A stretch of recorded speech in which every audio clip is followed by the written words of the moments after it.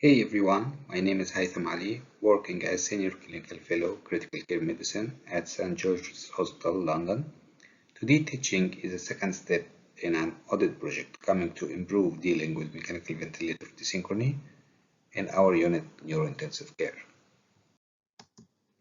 Going back to first step in our audit, it was a survey. We had 22 participants. As you can see, 8 Band 5 nurses, 10 Band 6 nurses, 1 Band 7 nurse, and 3 registrars. If we look to our survey results, we will find 100% of participants consider mechanical ventilator dyssynchrony as a problem in our unit. 90% believe it's harmful to patients. 55% were response to dyssynchrony by increased sedation and 81 were response by escalation to a higher level. But if we look to recognition type of dyssynchrony, we'll find only 28% of participants could recognize it, and only 9% know the proper mechanical ventilator adjustment required to overcome dyssynchrony. Moving to our objective, by end of this teaching, you should be aware of importance of mechanical ventilator dyssynchrony in our unit, understand the idea behind it, able to differentiate between common type of dyssynchrony, and know the proper changes of mechanical ventilator setting to overcome this dyssynchrony. Let's start with what is dyssynchrony. Dyssynchrony occurs when mechanical ventilator doesn't match patient's demands. For example, patient need more tidal volume than the ventilator gives, or need a shorter time of inspiration. That will take us to second question, why you need to learn about dyssynchrony. As all of us know, most of our patients in neurointensive care require frequent neurological assessment, so we aiming to keep sedation minimal as possible, which increases risk of mechanical ventilator dyssynchrony in our unit. Dyssynchrony is common than you think. In one study, they find at least 30% of mechanically ventilated patients suffer from dyssynchrony. Another issue to know, dyssynchrony is harmful and associated with poor outcome. To be honest, they didn't find direct relationship between dyssynchrony and mortality rate, but they definitely find increase in mortality rate with increased sedation, and that's our target. Last thing to know, it's manageable, as we will see in next few slides. To recognize dyssynchrony from mechanical ventilator waveform, you should first be familiar with normal shape of waveforms.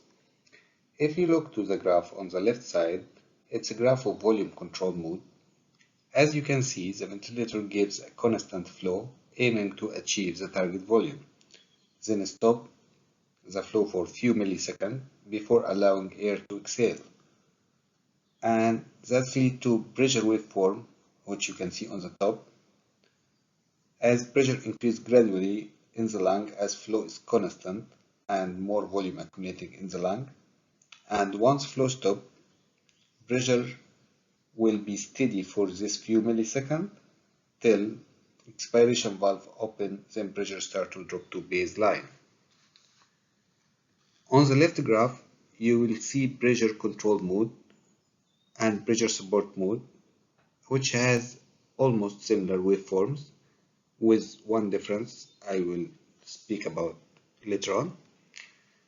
As you can see, the main target of ventilator is to keep constant pressure over the inspiration, which lead to gradual decrease in flow till reach zero in case of pressure control mode, or a percentage of initial flow in support mode.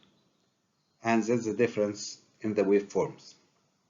Just to understand this, we all know during support mode, patient is taking over the responsibility of ventilation cycling, but how mechanical ventilator recognize that the patient is now need to exhale and to close inhalation valve and open exhalation valve? It does when inspiration flow decrease to percentage of initial flow, which is usually 30%. Let's have a look to this waveform.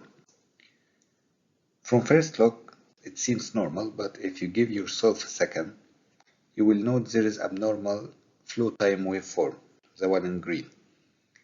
You will note the expiration flow doesn't reach zero by end of expiration, which means patient didn't empty all the volume by end of expiration. That leads to gas trapping in patient lung, what we are calling O2 PEEP. O2 PEEP itself is a type of mechanical ventilator dyssynchrony, but it leads to first type of mechanical ventilator dyssynchrony we will discuss today. What we call ineffective triggering or missed triggering. This type, patient try to trigger ventilator to start inspiration, but his effort is not enough to be recognized by ventilator. As we know, patient should cause drop in pressure to be recognized by ventilators that patient require to start inspiration at this point. But if patient has an auto PEEP, which is not recognized by ventilator by the way, he should overcome this auto PEEP first. Okay, let's give an example for that. If we set PEEP as 5, by the way, set PEEP is recognized by ventilator, and you set trigger sensitivity as -2, so once pressure in your lung drop from 5 to 3, ventilator will initiate inspiration. On other hand, if you have an auto PEEP of 10, for example, ventilator still will not initiate inspiration till you drop pressure from 10 to 3, which is big gap, which may be difficult to be achieved by the patient. Okay, now let's move to management.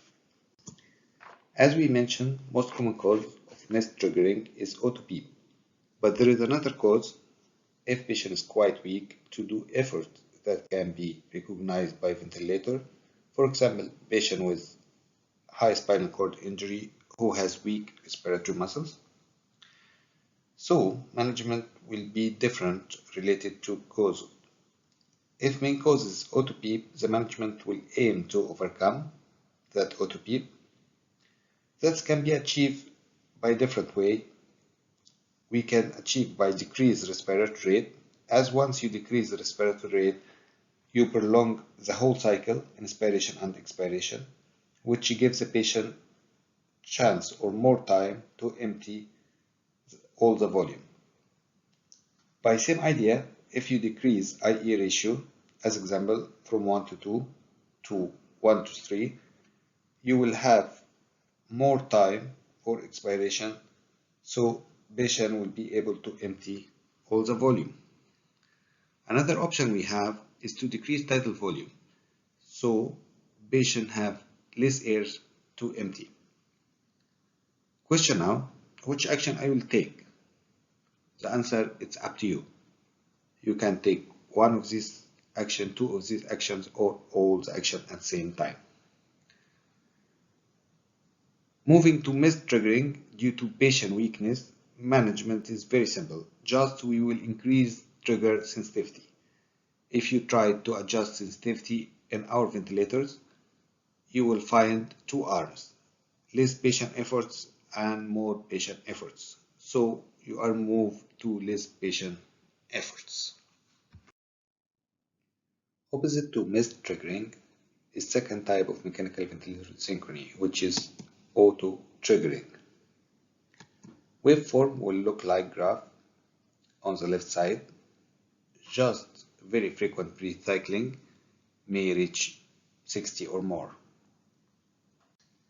Auto triggering happens when there is altering in intrathoracic pressure recognized by ventilator as patient want to start inspiration.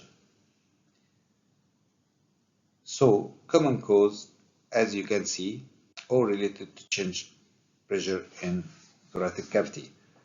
For example, patient with high cardiac output, ventilator can recognize cardiac oscillation as patient efforts. Same idea with high leak from the circuit or from chest drain. Another common cause is water in the circuit.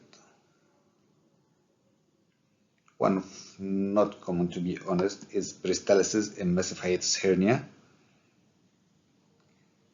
Another cause is muscle contraction when patient has external pacing. If you see patient with external pacing, you feel what I mean. And last two things is patient caring and intra-aortic balloon pump. How to manage auto-triggering? Very simple, just will decrease trigger sensitivity. Third type of dyssynchrony we have is inadequate flow, what we call flow starvation. From the name, it occurs when flow is inadequate to patient. In other words, patient need airflow to be faster than the ventilator gives. It presented with scoping in the pressure waveform, as we can see in the upper pressure time waveform. It has different shape according to degree and mode of ventilator, but the idea remains the same. How to manage flow starvation? As we learned from physics, flow equal volume divided by time. So if we increase volume or decrease time, that will lead to increase in flow. How we can decrease time of inspiration? We can decrease IE ratio, as example, from 1 to 2 to 1 to 3. That will make inspiratory times shorter. Another option we have, we can increase respiratory rate, which will decrease the whole cycle length, so inspiration time will decrease as a result. Okay, so how we increase volume? Very simple. If patient volume controlled mode, we will increase set volume. If patient pressure controlled or pressure support mode, we will increase pressure. Last option we have to increase flow is you will find something called rise inspiratory time. You will find in ventilator setting, if you decrease this inspiratory rise time, you can increase the flow. Next type of dyssynchrony we have is double triggering. It's a very common type of dyssynchrony, and if you look to waveform, you will find yourself familiar with it. Double triggering occurs when patient feels he didn't receive enough inspiration. So once inspiration cycle finished or terminated by ventilator, patient trying to start another one. To overcome double triggering, we have two options. We can increase inspiratory time either by increase IE ratio, for example from 1 to 2 to 1 to 1, or by decrease respiratory rate, which will prolong the whole cycle and increase inspiratory time as a result. Second option we have is to increase tidal volume by the same idea we did in flow starvation. The last type of dyssynchrony we have today, what we call early expiration or late cycling. That occurs when patient want to start expiration while ventilator is still in inspiratory phase. So we have two flow against each other that will end with peak at the end of inspiration, as we can see in pressure waveform. This managed by decrease in inspiratory time. If you are in controlled mode, you can decrease inspiratory time as mentioned before by increased respiratory rate or by decreased IE ratio. And if you are in pressure support mode, you can do by increased percentage of flow drop as we mentioned earlier. Now let us do a couple of exercises. This picture was taken from one of our ventilator screens. As you can see, patient on pressure support mode. Waveforms look abnormal. I will give you 3 seconds trying to identify what is the abnormality. Yes, exactly. Patient has inadequate flow or flow starvation. Okay, as we can see, there is coping in pressure waveform. As you can see, we increase pressure support, which lead to increased volume, so flow increase. We decrease time of inspiratory rise rate, so we ended with the waveform you are seeing right side, which look much better. As you can see, patient respiratory rate decreased as she became more comfortable with new setting. Another case from our unit, patient on PS mode. What abnormality can you see in this waveform? I will give you another 3 seconds. Exactly, there is peak at the end of inspiration at pressure waveform, which means there is late cycling. As patient on BS mode, we increase percentage for terminating inspiration from 30% of initial flow to 70%. And that was our end result. That was all for today. Thank you.